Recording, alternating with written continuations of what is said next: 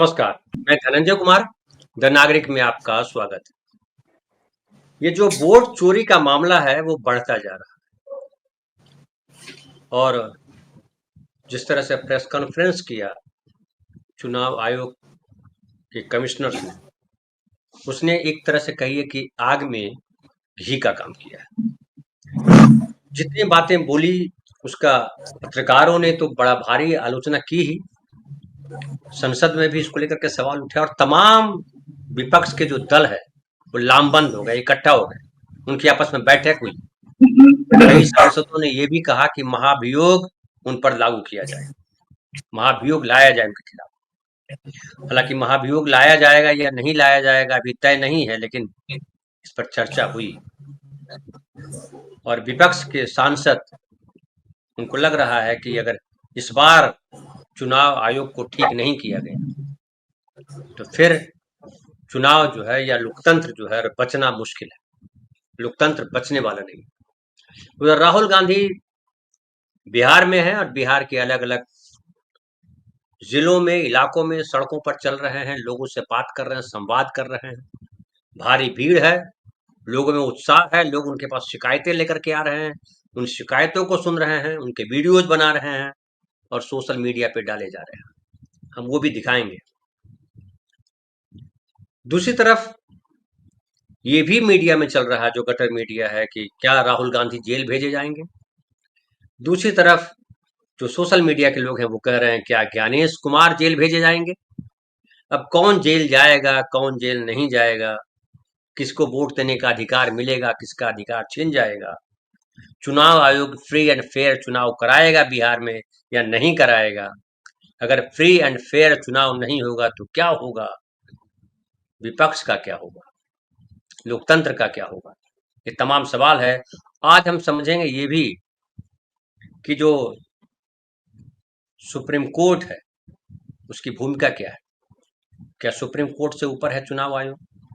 क्या चुनाव आयोग अपनी मनमानी कर सकता है, उसे कोई नहीं रोक सकता? राहुल गांधी ये भी बता रहे थे कि अब कानून बना दिया है मोदी जी ने 2023 में कि चुनाव आयुक्त पर केस नहीं किया जा सकता, उन्हें अदालत में नहीं घसीटा जा सकता। क्या सच है, क्या झूठ है, क्या सही है, क्या गलत है, इन तमाम चीजों पर आज हम बात करेंगे। हमारे साथ सैयद भाई, नमस्कार, आपका स्वागत है। सैयद भाई एडवोकेट है, वकील है और तमाम मामलों को अच्छी तरह से जानते हैं। हमारे साथ विनय भाई है। विनय भाई नमस्कार, आपका स्वागत है। विनय भाई वरिष्ठ पत्रकार हैं और चुनावी प्रक्रिया को, संविधान के उन अनुच्छेदों को खूब बढ़िया से जानते समझते हैं। प्रफुल्ल भाई हैं। प्रफुल्ल भाई नमस्कार, आपका स्वागत है। प्रफुल्ल भाई भी वरिष्ठ राजनीतिक विश्लेषक हैं, सुधी लेखक हैं, वो पाठक हैं, कई किताबें लिखी हैं और कई तरीके के एक्सपीरियंस उनके पास। हमारे साथ जुड़ेंगे और साथ ही तो हम परिचय कराएंगे, लेकिन पहले वीडियो देखिए फिर बात करते हैं। सबको वोट काट दिया हैं? बैठिए बैठिए, अभी आते हैं। वे 2 और कुर्सियां ले आइए। तो पिछली बार सबने वोट किया था? 2024 में किए थे सर। 2024 में किया, अब काट दिए? क्यों काटे? अब ये हम लोग वो जाने, इलेक्शन कमीशन वाले जाने। जी, मेरा नाम है सुनील उरांव और मेरा भी कट गया है। हम लोग जब जुड़वाने जा रहे हैं तब बोल रहा है कि वाला नानो खेती बाड़ी है नहीं, वो दूसरों के खेती अटैया बटैया करते हैं, है नहीं तो उसको जमीन रहेगा तब तो देंगे हम नहाएंगे जमीन। मगर आपका नाम तो पहले था लिस्ट में। हाँ था सर, तो पहले था तो फिर उसका क्या मतलब है? एक बार आप लिस्ट पे हो तो फिर कैसे निकाल दिया? दिखाओ वोटर कार्ड, दिखाओ। जो पुराना वाला में मिल रहा है हमको ये आधार कार्ड है। हाँ, ये है वोटर कार्ड। तो इनके पास जो डॉक्यूमेंट्स होंगे वो चुनाव आयोग मांग ही नहीं रहा, वैसे डॉक्यूमेंट्स मांगे जा रहे जो इनके पास नहीं है। हाँ सर, है नहीं तो कहाँ से देंगे? नहीं दे सकते, नहीं दे सकते हैं। तो आपको पता कैसे लगा कि आपका नाम कट गया? जो 2024 वाला में लिस्ट में नाम है और जो 25 जो नया लॉन्च किया है उसमें नहीं है। बीलो कहता है कि ऊपर वाला काट दिया, यहाँ से हम लोग दिए हैं, ऊपर वाला क्या कर दिया कहा नहीं, बीलो तो यही कह रहा है। ये वोट चोरी कर रहे हैं। अभी कर्नाटक में हमने पता लगाया है, कर्नाटक में लोकसभा चुनाव में 1 लाख वोट इन्होंने गायब कर दिए एक असेंबली से। महाराष्ट्र में इलेक्शन चोरी कर लिया है। यहाँ पे आपके वोट इसलिए काट रहे हैं कि यहाँ पे इलेक्शन चोरी करने की सोच रहे हैं लोग। ऐसा भी है सर, जो पिछले चुनाव में हम वार्ड का चुनाव लड़े थे उसमें हमारे वार्ड में 600 प्लस वोट था जो SIR नया हुआ इसमें 1000 प्लस हो गया वोट, यानी 5-6 हो गया। इसमें नए वोटर जो हम लोग के काटा भी गया और नए वोटर ऐड हो गया, और नया वोटर जो ऐड हुआ उन लोग के हमारे वार्ड में भी एक घर नहीं है, एक घर भी नहीं है ना, वही तो मैं कह रहा हूँ, एक भी घर नहीं है। लेकिन ऐसे हम आपने उनको कभी देखा नहीं, जिंदगी में नहीं देखा। थोड़ा इनको देखिए मामला क्या है। सर हमारा पहचान पत्र का सर हमारा फोटो दूसरा है और अंधेरा कर दिया सर। अब कई साल से सर वोट मारते आ रहे हैं। ये आपकी फोटो नहीं है? नहीं है सर, ये किसी और की फोटो है? जी दूसरा कोई है, अब मारते हैं इसीलिए सर। किसी और का फोटो जो है अब नाम कर दिया गया सर नया वाला में, किसी और का फोटो लगा दिया जी। उस फोटो से तो आप बहुत अच्छे दिखते हो। हमारा नाम है रंजू देवी, नौहट्टा प्रखंड से आया हूँ, चफला गांव से। पति के नाम है सुधीर राम। हमारे वोटर लिस्ट में हमारे घर के परिवार के 6 गो के नाम कट गया है। आप पहले थे उस पे? जी लिस्ट में पहले थे। ये नया वाला जो बना लिस्ट उसमें नहीं आया है। आपने कितनी बार वोट दिया है? मतलब कितने चुनाव में आपने वोट दिया है? हम दिए हैं सर 4-5 बार। 4-5 वोट दिए। हाँ। आप कितनी बार दिए? 4-5 बार आपने भी दिया। तो आप सब ने मतलब 2-3 बार दिया है? जी। कोई मतलब ही नहीं होता काटने का। और चुनाव आयोग कह रहा है कि उन्होंने कोई गलती नहीं की है। पूरे बिहार में काट काट के जो ये भी कट रहा है तो गरीब जाति के खाली कट रहा है। और क्या, बिल्कुल कट रहा है। जो कट जाएगा राशन भी नहीं मिलेगा, ये भी नहीं मिलेगा, कुछ भी नहीं मिलेगा। हम लोग भी गलती हो जाएगी। को हम मेहनत कर इतना मेहनत किए 2-3 दिन मेहनत करके सभी को जानकारी दी है किसका नाम कटा। आपके गांव में कितने लोग रहते हैं? हमारे गांव में हमारा वार्ड नंबर में जैसे कि 600 प्लस वोट था, 600 प्लस। उसमें से हम अपना से जांच किए तो उसमें 70-80 वोट कट गया। आपके 70-80 लोगों के नाम कटे हैं और नए नाम कितने जुड़े हैं अभी? हाँ, बाहर से 200-300 बेसी हो गया। मतलब जितने कट्टे उतने जुड़े? ज्यादा हो गया। उससे ज्यादा? जी। उससे ज्यादा जुड़े जी। आपको मालूम है कि मोदी जी ने 2023 में वो एक कानून लाए कि जो इलेक्शन कमीशन को चलाते हैं जी, उन पर कोई केस नहीं किया जा सकता। मतलब कानून उनको पकड़ नहीं सकता, उनके खिलाफ केस नहीं हो सकता, जारी नहीं हो सकता। मोदी जी कानून लाए, जो गलत है। और क्या गलत है, हम भी कहेंगे, हमारा सब समाज कहेगा गलत।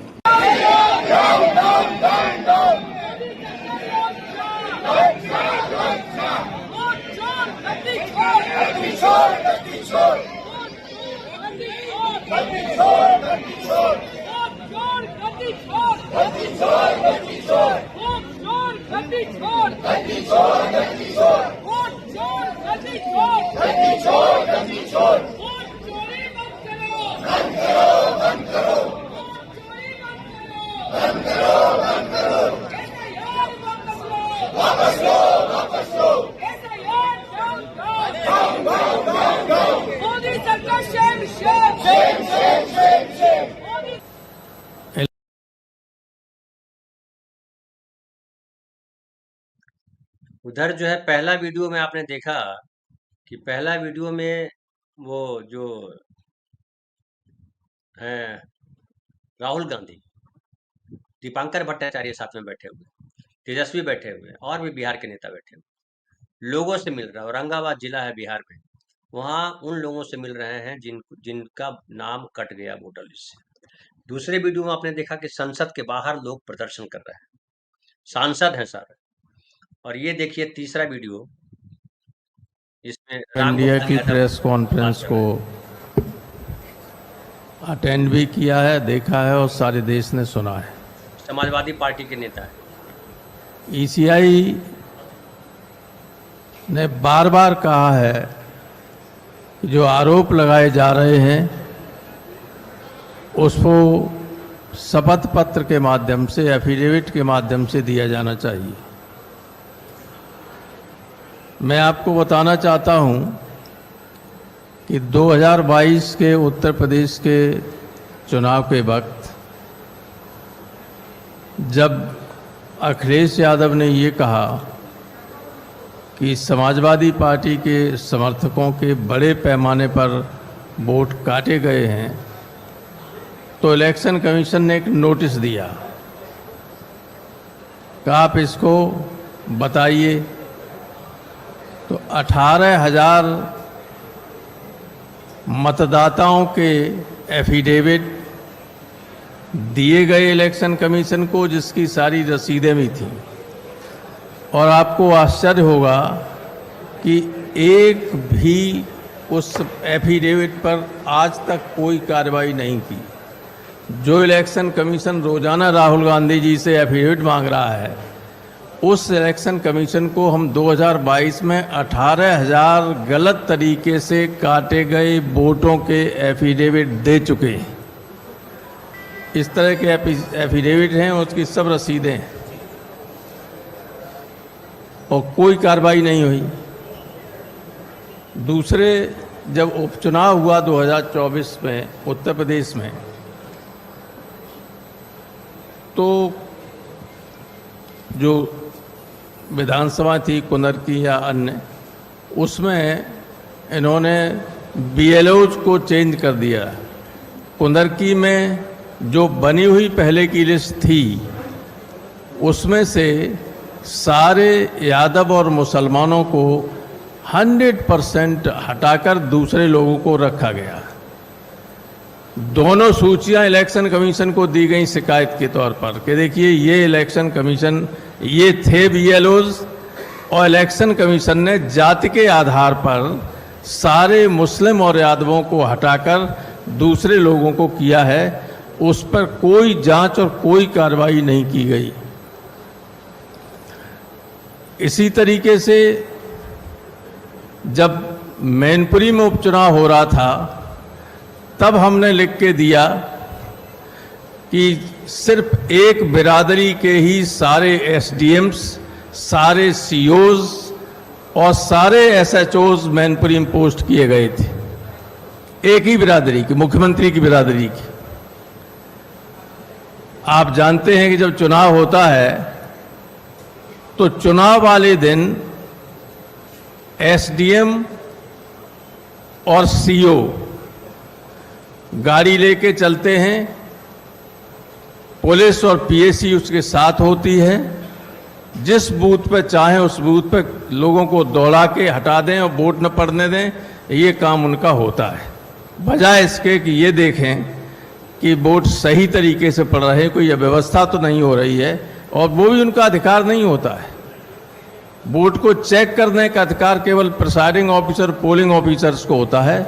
लेकिन ये सब आपाधापी करने के लिए इस तरह की व्यवस्थाएं की गई, जिसकी लिखित शिकायत हुई और किसी के खिलाफ कोई कार्रवाई नहीं की गई। तो इलेक्शन कमीशन का ये कहना कि बिना तथ्यों के शिकायत की जाती है, कोई एफिडेविट नहीं दिए जा रहे हैं, वो गलत है पूरी तरीके से। भारतीय संविधान के आर्टिकल 326 में ये लिखा है कि जिस व्यक्ति ने 18 वर्ष या उससे ज़्यादा की उम्र प्राप्त कर ली है, उसका वोट रजिस्टर होगा। अगर उसका वोट रजिस्टर नहीं है तो उल्टी तरफ से पढ़ें तो इसका क्या अर्थ होगा? एनआरसी लागू हो गई। कोई भी दरोगा ये कह दे कि भाई संजय सिंह का वोट नहीं है, इनका वोट नहीं है, तो वोट नहीं है माने ये नागरिक नहीं है देश के। ये बहुत ही गंभीर स्थिति है। इस गवर्नमेंट का मंशा और इलेक्शन कमीशन का मंशा आर्टिकल 326 के इंटरप्रिटेशन पर देखिए कि बहुत ही गलत है। ये देश के लिए हानिकारक है।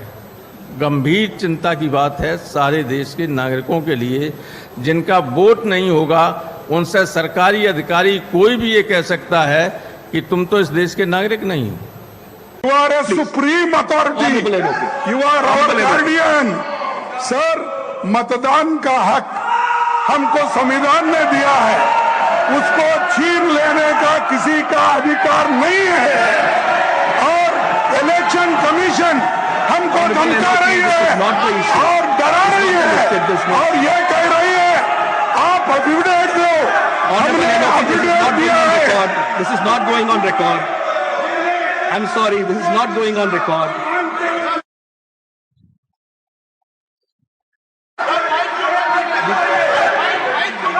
Please, microphone, please. Microphone, please. Microphone. Yeah, एक मिनट। हाँ सर, हमको अगर इलेक्शन कमीशन धमकाती है, डराती है, You see, this is not going on record. No, this is not part of the bill. This is not part of the bill. part of the bill. It will not go on record. This is not go on record. This is not part of the bill. This is not going to go on record. This is not part of the bill. Honorable LOP, you're aware. जी, तो ये हमने जान के दिखाया ताकि detail समझ में आए, क्योंकि आजकल देश में समझ में आना बड़ा मुश्किल हो गया है। कौन क्या बोल रहा है कुछ पता नहीं चलता है। हमारे साथ देखिए जम्मू भाई भी आ गए। जम्मू भाई नमस्कार, आपका स्वागत। मैं जरा सा रखता हूँ, उसके बाद विनय भाई आपके पास आऊंगा। पहले आपको निकलना है, इसलिए मैं पहले आप ही से बात करूंगा, फिर आज नहीं तो वकालत वाला काम जा रही है। ये देखिए, ये हम दिखा रहे हैं आपको, हमारे गांव का है। हमारे गांव पे जो बूथ हमने जो रीड किया, जो लगाया है, जिनके नाम काट दिए गए हैं, उनके कुछ नाम है। सारे नहीं है, कुछ है। देखिए इसमें 12 लोग हैं, इनमें मृत मृत मृत स्थानांतरित ऐसा लिखा हुआ है, बाकायदा लिखा गया है। ये देखिए, और इसमें नाम देखिएगा तो ज्यादातर नाम जो है वो पिछड़े और दलित समाज के लोग हैं। ये देखिए, पहले से पंजीकृत, ये सब देखिए, मोची, दास, राम, पासवान, ये सब लोग हैं। इसमें भी देखिए राउत जो है वो भी अति पिछड़े समाज से आते हैं, भिखारी राम वगैरह वगैरह। ये देखिए सारे नाम। और ये देखिए, पीयूष बेवले जी कह रहे हैं कि राहुल गांधी महात्मा गांधी के नक्शे कदम पर चल रहे हैं। 1917 में महात्मा गांधी ने इसी तरह सार्वजनिक चौपाल लगाकर चंपारण सत्याग्रह किया था, और आज राहुल गांधी वैसा ही चौपाल लगाकर आयोग की वोट चोरी का पर्दाफाश कर रहे हैं। इसमें देखिए है कि कैसे हटाया जाए, महाभियोग की चर्चा चल रही है कि महाभियोग कैसे हटाया जाए। इसमें मैं पढ़ रहा था, उसमें कि हटाने की प्रक्रिया है कि संसद के किसी भी सदन में न्यायाधीश को हटाने के लिए प्रस्ताव लाया जाए। जो न्यायाधीश को हटाने का, सुप्रीम कोर्ट के न्यायाधीश को हटाने का जो प्रावधान है, वही प्रावधान यहाँ पे इनको हटाने का भी है। सदस्यों की संख्या कम से कम लोकसभा में 100 और राज्यसभा में 50 होनी चाहिए। जांच समिति के पास भेजा जाएगा, जांच होगी, इसके बाद संसद में बहस होगी, फिर विशेष बहुमत, जिसमें पारित करने के लिए प्रत्येक सदन में कुल सदस्यों के बहुमत और उपस्थित और मतदान करने वाले सदस्यों के कम से कम 2/3 बहुमत की आवश्यकता होती है। उसके बाद राष्ट्रपति के पास जाएगा और उसके बाद ये होगा। अब ये तो हम बाद में दिखाएंगे, अभी वो दिखाना नहीं। तो ये है विनय भाई, इसको अब जिस तरह की बात हो रही है, जिस तरह का चुनाव आयोग ने रेस्पॉन्ड किया, और जिस तरह से अब विपक्ष के लोग लामबंद हुए, महाभियोग तक की बात चल रही है। वो भी है कि संसद में भी बहस चल रही है, वहां पे कह रहे हैं आसीन जो है बैठे हुए हैं जो आसन पे, वो कह रहे हैं कि कुछ भी आपका रिकॉर्ड में नहीं जा रहा है। संसद के बाहर एफिडेविट लेकर के जो है वो सारे सांसद प्रदर्शन कर रहे हैं, प्रेस कॉन्फ्रेंसेज कर रहे हैं विपक्ष के नेता। और रामगोपाल यादव का हमने दिखाया, जो समाजवादी पार्टी के नेता हैं, उन्होंने कितना विस्तार से बताया, और ढेर सारे वीडियोज हैं, उतना दिखाएंगे तो पता चला 2 घंटा वही दिखाते रहते। दूसरी तरफ राहुल गांधी का भी देखा कि राहुल गांधी लोगों से सीधा संवाद कर रहे हैं, उनकी रैलियों में भारी भीड़ आ रही है, तमाम चीजें हो रही है। लेकिन चुनाव आयोग अपनी जगह अड़ा हुआ है। रास्ता क्या है विनय भाई? देखिए धनंजय भाई, धन्यवाद धनंजय भाई। देखिए, लोकतंत्र में जो हमारे संविधान में भी जो है अंततः जो है सॉवरेनिटी जो है वो जनता में इन्वेस्ट की गई है, और जो हमारा लोकतंत्र है वो रिप्रेजेंटेटिव है। लेकिन जब संविधान का उपयोग ही संविधान के खिलाफ होने लगेगा तो हमको जो है इसके लिए बहुत सावधान होने की जरूरत है। अमेरिका में जब सिविल वॉर हुआ था, अमेरिकन सिविल वॉर, तो अब्राहम लिंकन ने कहा था, I cannot allow use constitution against the constitution. मतलब कि वो दास प्रथा जो लोग बहाना बना रहे हैं वो असली मुद्दा नहीं है। कॉन्स्टिट्यूशन के खिलाफ हम नहीं करने देंगे। यहाँ हम यही देख रहे हैं कि जो संवैधानिक पद है, संवैधानिक पद जिस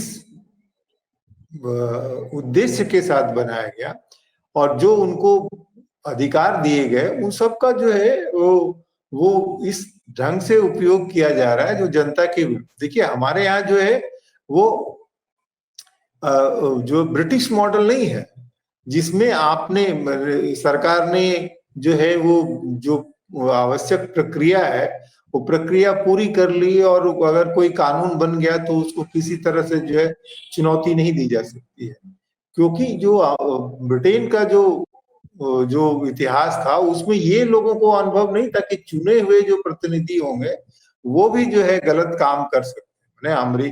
जो ब्रिटिश मॉडल है उसमें अगर कानून पास हो जाए कि कल से भाई धोती पहनना अच्छी बात नहीं, सब आदमी को चड्डी ही पहनना पड़ेगा, तो आप उसको न्यायालय में चुनौती नहीं दे सकते, ठीक है। लेकिन जो अमेरिका का जो अनुभव था उसमें था कि नहीं, जो चुने हुए प्रतिनिधि हैं वो भी गलत हो सकते हैं।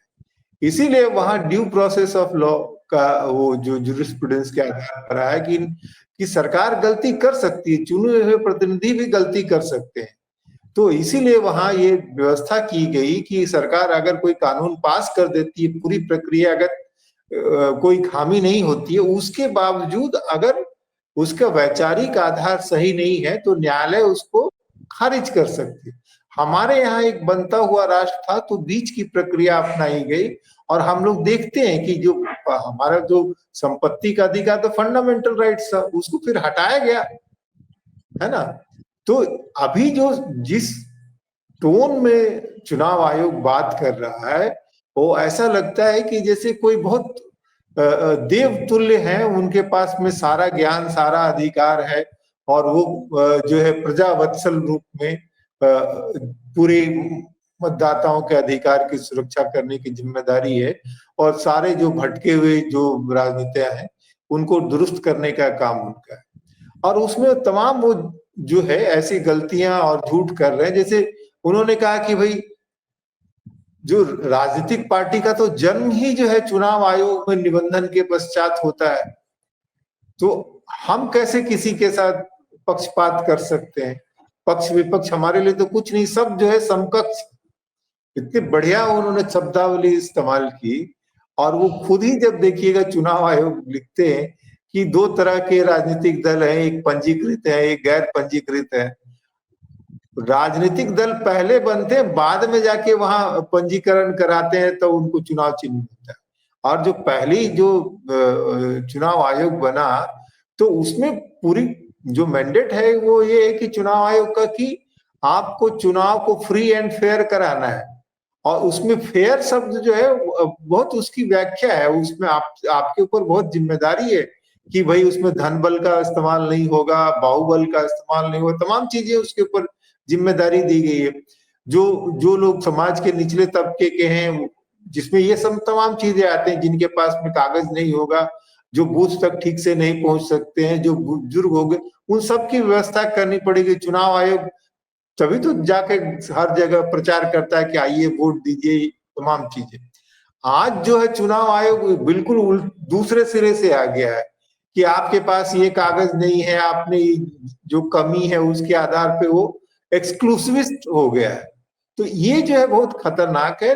तो हमको जो सही रास्ता विपक्ष ने पकड़ा है और इसकी अनुगूंज जो है लोगों में दिखाई दे रही, जो हम लोग फिजिक्स में फेनोमेना रेजोनेंस बोलते हैं ना, कि नेचुरल फ्रीक्वेंसी और ड्राइविंग फ्रीक्वेंसी मिल जाती है तो बहुत बड़े एम्पलीट्यूड पे उसका वो होता है। तो कहीं ना कहीं जनता में इस बात की जो है लहर गई है, भाव गया है कि चुनाव आयोग जो है वो हमारे अधिकारों को ले रहा है। तो कहाँ आप जो सत्ता हासिल किया है आपने गवर्नेंस के मुद्दे पे, और एक बार जब आपने हासिल कर लिया तो उसके बाद आप इस ढंग से व्यवहार कर रहे हैं मानो जो संविधान बनाने वाले लोगों ने जिस तरह के भारत का सपना देखा था वो बिल्कुल ही अपर्याप्त और गलत था और आप बिल्कुल नई दिशा में ले जाना चाहते हैं। और उसके लिए आप कहते भी रहते हैं, आप संवैधानिक कानूनी मजबूरी की वजह से कुछ चीजें करते रहते हैं, पर बीच बीच में आप कहते रहते हैं धर्मनिरपेक्षता और समाजवाद जो है ये ठीक नहीं है। और जो कुछ लोगों को जो है वो बहुत ज्यादा ये तमाम तरह की चीजें आप बयान देते हैं। तो ये बहुत खतरनाक है। चुनाव आयोग का जो मूल जो उनसे अपेक्षा है वो चुनाव आयोग लोकतंत्र से पहले नहीं है। लोकतंत्र को उनको बचाने की जिम्मेदारी और उसके लिए लोग भरोसा करें, इसके लिए पारदर्शिता जरूरी है और तमाम आंकड़ों के बारे में प्रक्रिया संवाद प्रक्रिया अपनाई जानी चाहिए। यहाँ पर जो है चुनाव आयोग जो है बिल्कुल लगता है कि डिक्टेट कोई तानाशाह के रूप में आ रहा है। जो अंधा कानून का एक गाना था ना कि जितनी चाबी भरी राम ने उतना चले खिलौना वाली स्थिति। इसमें मैं प्रफुल्ल भाई मैं देख रहा हूँ कि लिखा है कि अनुच्छेद 300, ये जो भारत का संविधान है उसमें जो भाग 15 में जो निर्वाचन के लिए जो सारा लिखा हुआ है उसमें ये है कि अनुच्छेद 327 या अनुच्छेद 328 के अधीन बनाई गई या बनाई जाने के लिए तत्परित किसी ऐसी विधि की विधि मान्यता जो निर्वाचन क्षेत्रों के परिसीमन या ऐसे निर्वाचन क्षेत्रों को स्थानों के आवंटन से संबंधित है, किसी न्यायालय में प्रश्नगत नहीं की जाएगी। संसद के प्रत्येक सदन या किसी राज्य के विधानमंडल के सदन या प्रत्येक सदन के लिए कोई निर्वाचन ऐसी निर्वाचन अर्जी पर ही प्रश्नगत किया जाएगा जो ऐसे प्राधिकारी को या ऐसी रीति से प्रस्तुत की गई है जिसका समुचित विधानमंडल द्वारा बनाई गई विधि द्वारा या उसके अधीन उपबंध किया जाए, अन्यथा नहीं। तो सुप्रीम कोर्ट की सीमाएं भी है शायद इसमें ये जो, लेकिन जिस तरीके से जो कल का जो बर्ताव है चुनाव आयोग का और जिस तरह से हमने वीडियो दिखाया कि तमाम लोग कह रहे हैं, पहले के चुनाव जो मुख्य चुनाव आयुक्त थे उन लोगों ने कहा कि हमारे पास शिकायत आती थी, कोई भी देता था, हम उसको सुनते थे और उस पर काम करते थे, क्योंकि हमारी भूमिका है कि निष्पक्ष सही तरीके से चुनाव हो, सही मतदाता सूची बने, कहीं कोई संदेह, कहीं कोई विवाद न रहे। लेकिन ये जो पिछले टर्म से राजीव कुमार जी के समय से जो चुनाव आयोग चल रहा है और आज जो है तो उनसे भी आगे निकल गए। वो तो कम से कम शायरी सुनाते थे, ये तो पक्ष विपक्ष और समकक्ष बताने लगे, निरपेक्ष भूल गए। निरपेक्ष सबसे जरूरी होता है या जन सापेक्ष जरूरी होना चाहिए, चुनाव आयोग के लिए नहीं है। क्या कहेंगे, कैसे इनके बर्ताव को किस तरह से देखा जाए और कहां जाकर के ये रुकेगा मामला? देखिए नमस्कार सभी को। मामला तो रुका हुआ है, अब क्या रुकेगा? ये पूछिए कि मामला चलेगा कैसे। इन्होंने तो पूरे देश की राजनीतिक गतिविधि को ही रोक दिया है और अभी बहस लोग जरूरी मुद्दों पर छोड़ करके चुनाव आयोग पर बहस हो रही है। मामला क्या है? मामला यह है कि इसमें आपने जो सवाल किया उसमें कि कैसे क्या होगा। देखिए, ये जो चुनाव आयुक्त हैं ज्ञानेश कुमार जी, इनकी नियुक्ति में ही तो गड़बड़ है। अभी वह भी तो कोर्ट में चल ही रहा है। तो अगर जितने कानून आपने बताए हैं वो है, तो अब इस कानूनों की समीक्षा होगी। सुप्रीम कोर्ट में इस नियुक्ति का मामला ही अभी चल रहा है। तो अगर जड़ ही कट जाएगा तो सारे कानून तो रखे रहेंगे ना। देखिए, कानूनी लड़ाई अपनी जगह है। हमारे संविधान को बनाने वाले हमारे पुरखों ने यह कोशिश की थी कि किसी को भी जांच और चेक एंड बैलेंस, जांच और संतुलन से बाहर न रखा जाए। किसी पर अविश्वास न करते हुए भी किसी पर पूरा अंधा विश्वास न किया जाए, इसलिए सारे प्रावधान किए गए हैं और संविधान में वो प्रावधान है। अब चुनाव आयोग पर सीधे सीधे कार्यपालिका का दखल नहीं हो सकता है, ये बात तो बिल्कुल सही है। न्यायपालिका का भी सीधे सीधे दखल नहीं हो सकता है, लेकिन दखल किस मामले में? प्रक्रियागत मामलों में दखल नहीं हो सकता है। लेकिन अगर इंटेंशन मैलाफाइड है तो दखल होगा। अगर नागरिकों के मौलिक अधिकार पर आघात हो रहा है चुनाव आयोग के फैसले से, तो दखल होगा। उसमें जो 14, 19, 21 सैयद भाई बेहतर बता पाएंगे, ये जो मौलिक अधिकार के विभिन्न प्रसंगों को जो परिभाषित करता है, उसके तहत कुछ भी अगर असर पड़ेगा नागरिकों के ऊपर में प्रतिकूल ढंग से, तो उसमें सुप्रीम कोर्ट की भूमिका बनती है। और दूसरी बात यह है कि जहां विकल्प क्या है, तो देखिए अंत में तो जिस ढंग से कल ये बोल रहे थे हमारे मतदाताओं का, क्या भाषा है, हमारे मतदाताओं का अपमान बर्दाश्त नहीं किया जाएगा। ओरे बाबा, ऐसा ही भाषा होता है? लगता है किसी विदेशी शक्ति को संबोधित कर रहे हैं।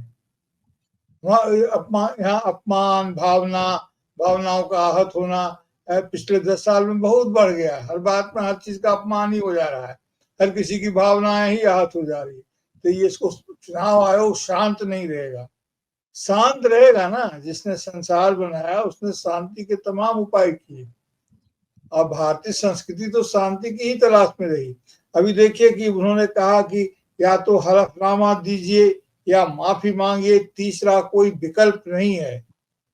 तो तीसरा विकल्प हो न गया। तीसरा विकल्प कृपया महाभियोग हो गया।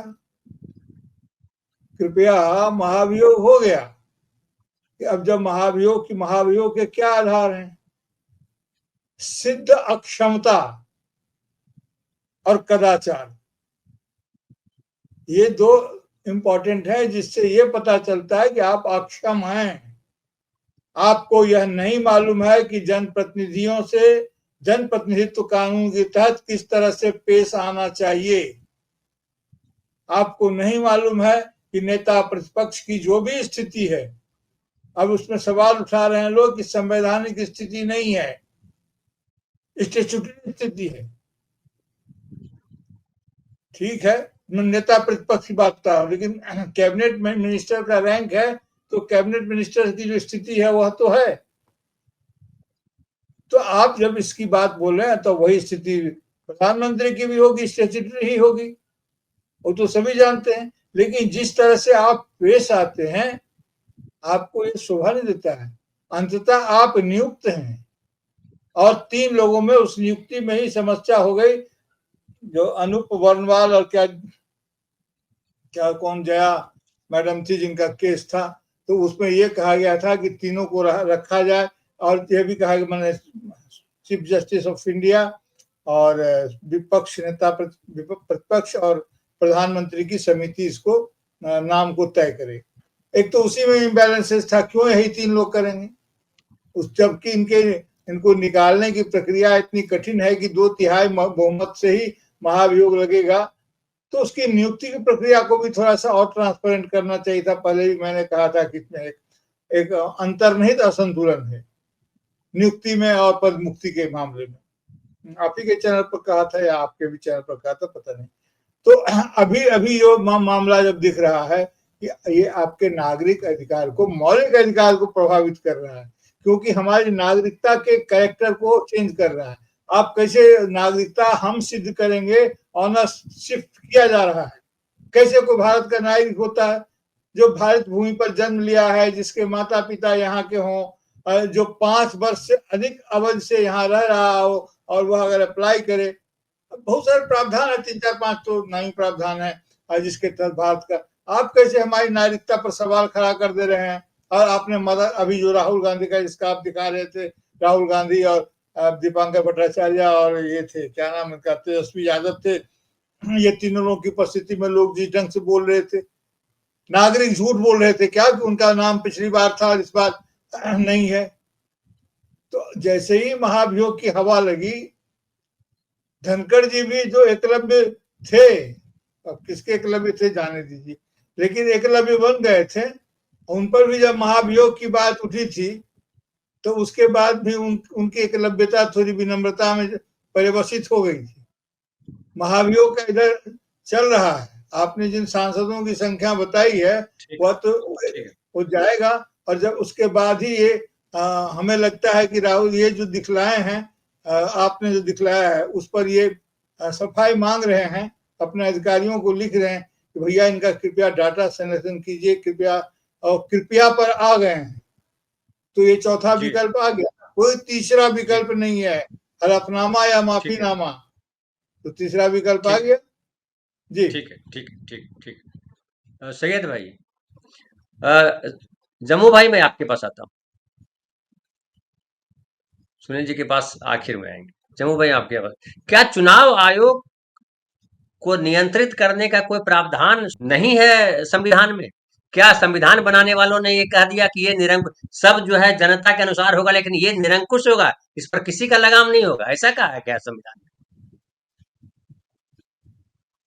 ऐसा है धनंजय भाई, संविधान के निर्माताओं को शायद इसकी कल्पना ही नहीं हुई होगी या उन्होंने सपने में भी नहीं सोचे होंगे कि 75 साल के आज़ादी के बाद या 19वीं आज़ादी जब देश में मनाएंगे तो ऐसा कोई संकट इस देश के अंदर निर्माण हो सकता है कि एक संवैधानिक संस्था वही संविधान के खिलाफ काम करने लग जाए, एक संवैधानिक संस्था वही इस देश के नागरिकों के खिलाफ काम करेगी।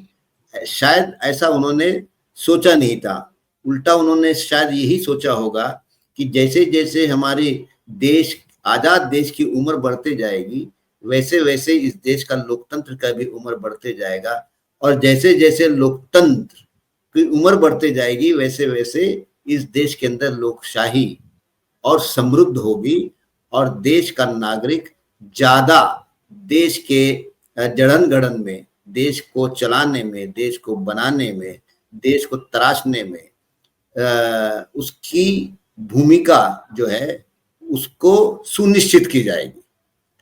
लेकिन हो तो उल्टा रहा है। वो इसलिए उल्टा रहा है क्योंकि सत्ता में जो लोग हैं उन्हें न ये देश का वर्तमान जो चरित्र है वो मंजूर है, ना उनको इस देश का संविधान मंजूर है, ना उनको इस देश की आजादी 1947 में मिली ये उनको मंजूर है, ना उनको ये मंजूर है या था कि अंग्रेजों को भगाया जाना चाहिए। तो एक पैराडॉक्सिकल सिचुएशन जो है इस देश के अंदर है कि मतलब जिन्हें मंजूर नहीं है, संविधान मंजूर नहीं जिनको, वो देश को चला रहे हैं और उसी संविधान पे शपथ लेके मंत्री बन रहे हैं। क्योंकि इस देश के अंदर एक राजकीय पार्टी को रजिस्ट्रेशन करने के लिए अपने उद्देशिका में, यानी पार्टी के उद्देशिका में इतना भर लिख दे कि वो लोकतंत्र, धर्मनिरपेक्षता वगैरह वगैरह भारतीय संविधान पे उनका विश्वास है, इस पे उनको रजिस्ट्रेशन मिल जाता है। तो भारतीय जनता पार्टी ने वही चालाकी की कि रजिस्ट्रेशन के लिए जो आवश्यक वाक्य रचना या शब्दों का इस्तेमाल होना चाहिए वो उन्होंने कर लिया और एक पंजीबद्ध राजकीय पार्टी बन गई है। लेकिन उनकी वैचारिक बैठक जो है वो तो ठीक विपरीत है। तो उसकी वो ये एक त्रासदी ये जो है भारतीय समाज और देश इस वक्त सह रहा है। पैराडॉक्सियल सिचुएशन है ये कि कैसे हम ये कहे कि ये पार्टी ही जो है भारतीय जनता पार्टी वो बेसिकली अनकॉन्स्टिट्यूशनल पार्टी है। एक ऐसी पार्टी है जिसको तो चुनाव आयोग ने तो पंजीकृत करना नहीं चाहिए या उसकी रजिस्ट्रेशन ही कैंसिल कर देनी चाहिए। क्यों? क्योंकि इस पार्टी की जो विचारधारा है उस विचारधारा में इस देश के संविधान को मानने का मामला ही नहीं है।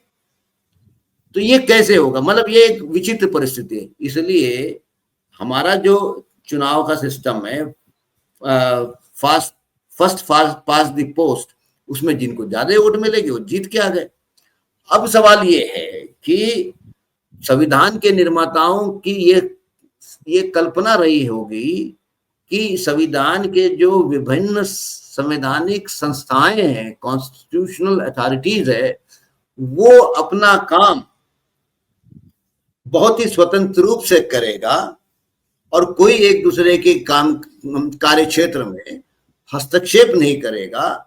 लेकिन सारे संवैधानिक संस्थाएं अंततोगत्वा जो है वो संविधान की मूल भावना के अनुकूल काम करेंगे।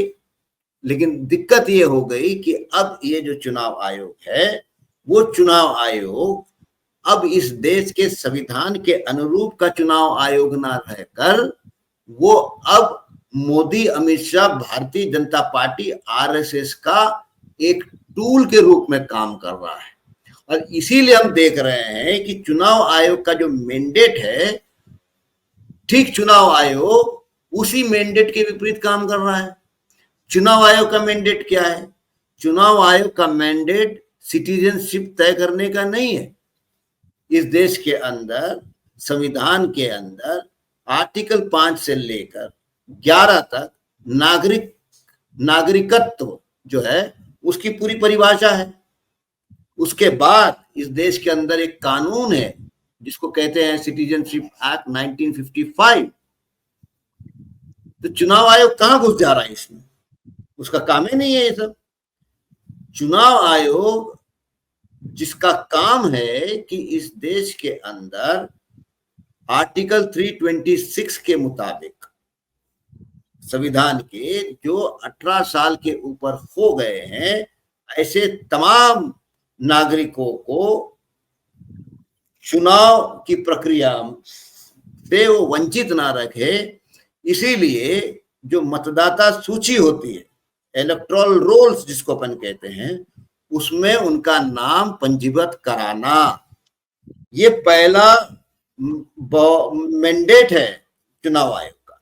और दूसरा मैंडेट क्या है कि भाई हर 5 साल में पार्लियामेंट का हो या फिर स्टेट असेंबलीज का हो या फिर उसके बाद जब 1992 में संविधान में संशोधन करके 73rd और 74th अमेंडमेंट्स जिसको अपन पंचायती राज संशोधन कहते हैं, उसका भी चुनाव जो है राज्य के चुनाव आयोग के माध्यम से होना चाहिए। उसके पहले वो कलेक्टर करते थे। तो ये जो चुनाव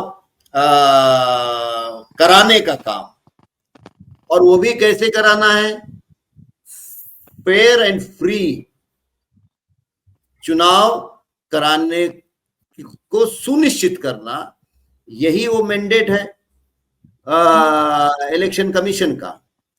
लेकिन अब इलेक्शन कमीशन ठीक इसके विरोध में ही काम कर रही है कि कैसे इस देश के नागरिकों को चुनाव की प्रक्रिया से वंचित रखा जा सकता है, कैसे उनका नाम जो है मतदान सूची में, इलेक्टोरल रोल में नहीं डाला जाना है, इसके लिए वो काम कर रही है।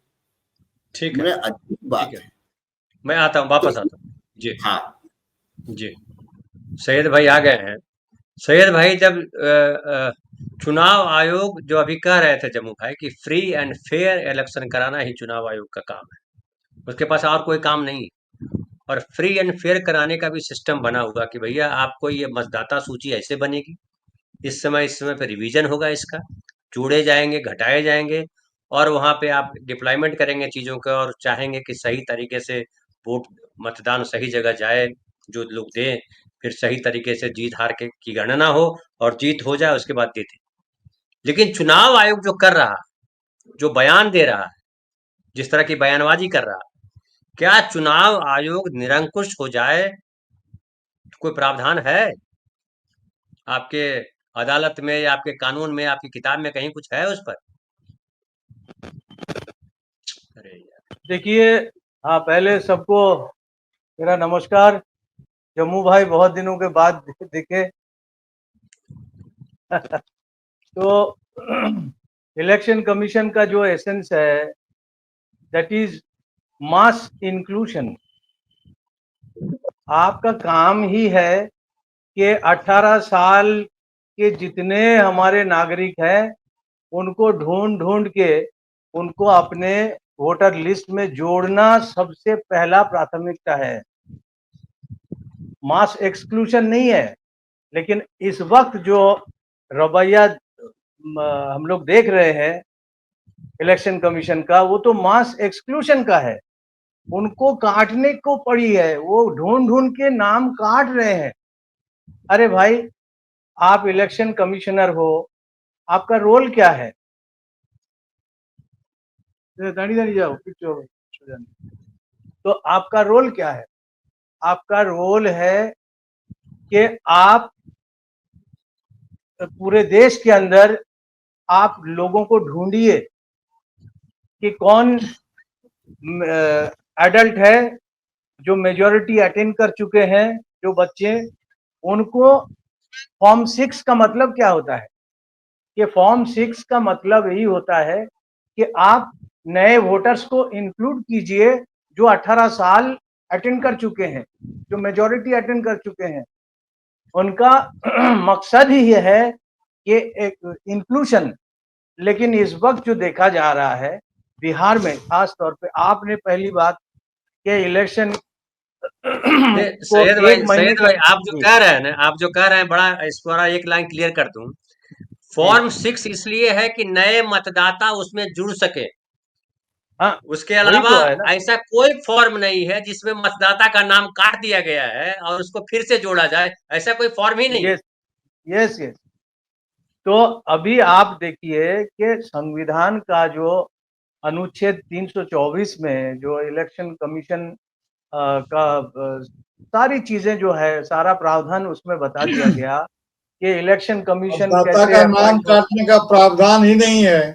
एग्जैक्टली हाँ, मैं एग्जैक्टली वही तो मतदाता का बोल नाम रहा काटने हूँ का प्रावधान ही नहीं है, इसलिए तो वो कि नया उस वो फॉर्म है नहीं कि काट दिया तो लीजिए जोड़ दिया। ये तो पूरी प्रक्रिया ही गलत चला रहे हैं। तो 324 अनुच्छेद के अंदर इलेक्शन कमीशन का क्या रोल होगा, इलेक्शन कमिश्नर्स का क्या रोल होगा, उनके प्राइमरी रेस्पॉन्सिबिलिटी जो है वो क्या होगा, उनके पूरे देश के अंदर एक ऐसा वातावरण, एक ऐसा वातावरण होना चाहिए ताकि सारे के सारे हमारे नागरिक जो है वो इस प्रक्रिया के अंदर, इस निर्वाचन प्रक्रिया के अंदर बहुत ही कंफर्टेबली वो पार्टिसिपेट कर सके और फ्री एंड फेयर इलेक्शन हो। ये यही रोल है इलेक्शन कमीशन का। लेकिन कल जब इलेक्शन कमिश्नर का जो हमने प्रेस कॉन्फ्रेंस देखा और सुना, तो हमें तो ऐसा लगा कि ये तो व्यक्ति जो है ये बिल्कुल स्पोक्समैन की तरह बात कर रहे हैं, जैसे कि वो रूलिंग पार्टी का एक स्पोक्स पर्सन है। और जिस तरीके से उन्होंने मतलब ऐसी बातें की है कि जो एक संवैधानिक पद पे बैठा हुआ एक आदमी की जुबान से जब इस तरीके की बातें निकलती है तो बड़ा आश्चर्य होता है, आश्चर्य लगता है।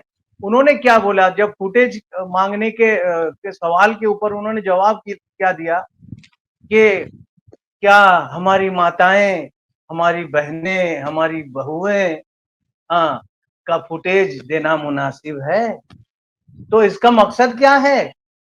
आप इलेक्शन का जो बूथ है उसमें सीसीटीवी लगाने का मकसद क्या है सर? वहां कोई हमारी माताएं, हमारी बहनें और हमारी बहुएं जो है वो कोई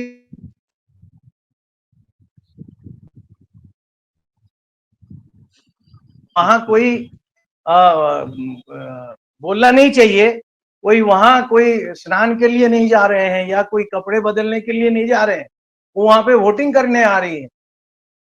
और इसलिए वो सीसीटीवी लगाया गया ताकि अगर जरूरत पड़े तो ट्रांसपेरेंसी के लिए वो फुटेज का इस्तेमाल किया जाए, इन्वेस्टिगेशन के लिए वो फुटेज का इस्तेमाल किया जाए। हो सकता है कल वहां पे कोई क्राइम हो गया हो या कोई बूथ कैप्चरिंग हो गया हो या कोई इलीगल एक्ट वहां पे हो गया हो, तो उसे फाइंड आउट करने के लिए ही तो ये प्रावधान है।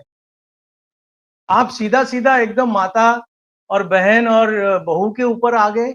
आप एक इलेक्शन कमिश्नर हो कि आप बीजेपी का प्रवक्ता हो? आपने बार बार उनसे माफी मांगने की बात कर रहे हैं राहुल गांधी से और एफिडेविट मांग रहे हैं, जबकि राहुल गांधी ने सिर्फ एक कंस्टिट्यूएंसी की बात की है और आपके ही पार्टी के प्रवक्ता जो है, पार्टी के एमपी जो है अनुराग ठाकुर साहब ने तो 35 असेंबली इलेक्शन कंस्टिट्यूएंसी की बात कर दी है। तो उनसे आप क्यों नहीं मांग रहे हैं, एफिडेविट क्यों नहीं मांग रहे हैं? तो क्या है, बड़ी शर्म की बात है धनंजय जी के शर्म संवैधानिक की पद बात पे तो है, बैठे। लेकिन शर्म की बात तो है, लेकिन इनका इलाज क्या है ये बताइए। देखिए इनका इलाज तो जो महाभियोग का जो प्रस्ताव लाने के बारे में जो सोचा जा रहा है वही इनके खिलाफ एक संवैधानिक तरीका है, लेकिन उसके लिए जो प्रोसीज्योर है वो प्रोसीज्योर मतलब नंबर के ऊपर डिपेंड करता है, आपके ऊपर, आपके हाथ में कितने नंबर्स हैं, क्योंकि अल्टीमेटली 2/3 मेजोरिटी की जरूरत है। तो 2/3 मेजोरिटी अगर हमारे पास नहीं है, अगर विपक्षी के पास नहीं है, तो अल्टीमेटली वो मोशन जो है वो क्या है, वो फेल होने वाला है। इससे पहले देखिए धनखड़ जी के खिलाफ भी ये जो इम्पीचमेंट प्रोसीडिंग लाया गया था, लेकिन वो भी फेल हो गया। इससे पहले 5 जस्टिस हाई कोर्ट और सुप्रीम कोर्ट के जस्टिस के खिलाफ लाया नहीं गया। धनखड़ जी ने तो इस्तीफा दे दिया खुद ही। नहीं, इस्तीफा तो देखिए, इस्तीफा एकमात्र जो है कैलकाटा हाई कोर्ट के एक जस्टिस नहीं, धनखड़ साहब ने इस्तीफा दिया था सैयद भाई, उनके खिलाफ महाभियोग नहीं लाया गया था। महाभियोग लाया गया था, स्वीकार नहीं। धनंजय जी महाभियोग लाया गया था, वो स्वीकार नहीं, वो स्वीकार नहीं हुआ। हाँ, वो वही तो प्रस्ताव स्वीकार नहीं हुआ। महाभियोग लाया गया था, लेकिन वहां जो एक्टिंग वाइस प्रेसिडेंट थे, उनका क्या नाम था? नहीं, vice chairman, acting vice president नहीं, वाइस चेयरमैन हरवंश जी ने अस्वीकार कर दिया था। हरवंश और उस महाभियोग प्रस्ताव के कारण से इस्तीफा नहीं दिया धनंजय जी उपराष्ट्रपति ने। दूसरी वजह से दिया हरवंश जी ने उसे स्वीकार नहीं किया, एक्सेप्ट नहीं किया था। वो जो प्रोसीडिंग था उसे एक्सेप्ट नहीं किया था, लेकिन महाभियोग का प्रस्ताव लाया गया था उनके खिलाफ। देखिए, हमारे कलकत्ता हाई कोर्ट में सबसे पहले जो जस्टिस सौमित्र सर, प्रस्ताव नहीं, सूचना थी, सूचना जी, प्रस्ताव नहीं आया था, सूचना आई थी और इस पर फैसला उनको लेना था। जो पद पर रहते हुए वो नहीं ले सकते थे, वह नहीं लिया जा सका। 14 दिन का उनको समय रहता है, इसके पहले ही मामला मैनेज हो गया। सर, मैं वो टेक्निकलिटीज की बात नहीं कर रहा हूँ, मैं यही कर रहा हूँ कि ऐसे लोगों के खिलाफ जो है, आज अगर देश के राज्यसभा के जो चेयरमैन है, अगर उनके खिलाफ महाभियोग लाया जाता है, तो क्या ये गर्व की बात है? मेरा कहने का मतलब वो है, मैं टेक्निकलिटीज में नहीं जा रहा हूँ। हाँ, आप बताइए अगर चीफ ये जो एक जस्टिस हमारे दीपक मिश्रा जी थे, उनके खिलाफ भी महाभियोग लाया गया था। वो मतलब उनके पास नंबर नहीं था। हमेशा से यही होता है कि नंबर ना होने की वजह से जो 2/3 मेजोरिटी की जरूरत होती है, वो ना होने की वजह से वो गिर जाता है। लेकिन मेरा कहने का मतलब है कि इस तरह के जो संवैधानिक पद पे बैठने वाले जो लोग हैं, जिनको अपनी संवैधानिक ड्यूटीज, अपनी रेस्पॉन्सिबिलिटीज के बारे में मतलब वो वाकिफ रहते हैं, फिर भी उसके बावजूद वो ऐसे मतलब कांड कर निर्जर है। तो ऐसा वो काम करते हैं कि उनके खिलाफ इस तरह पैरों तले रौंद देते हैं। ठीक है, तो ये अच्छी बात नहीं है। और इसे उम्मीद करता हूं कि हर बंदा जो संवैधानिक पद पे बैठे हुए हैं, कम से कम उस चीज का सम्मान तो करे। और देखिए, ये जो है ना, जो लग रहा था कि कैसे क्या होगा, कैसे बदल जाता है पूरा सिनेरियो। कल तक मोदी हो रहा था, मोदी जो नैरेटिव कर रहे थे वही हो रहा था, और लगा कि मोदी जी को कैसे हटाया जाए। और ढेर सारे ट्रोलर्स आते थे हमारे स्क्रीन पर भी, आएगा तो मोदी है तो मुमकिन है, पता नहीं क्या क्या चलता था। लेकिन अब दिख रहा है कि हर जगह थू हो रही है।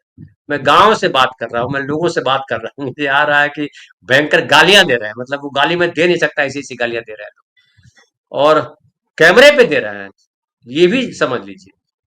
तो प्लस जिस तरह से राहुल गांधी बोल रहा है, जिस तरह से तेजस्वी खास करके वहां जिस अंदाज में बोल रहे हैं, मुझे लग रहा है कि बीजेपी जिस भाषा में बात करना चाहती है, उसी भाषा में वहां जवाब देना शुरू कर दिया इन लोगों ने। और अगर विपक्ष के नेताओं ने भी उसी भाषा में जवाब देना शुरू कर दिया, तो फिर ये लड़ाई कहाँ जाके रुकेगी, ये अपने आप में समझने वाली बात है। फिलहाल इतना ही, बहुत बहुत धन्यवाद। कल मिलते हैं फिर।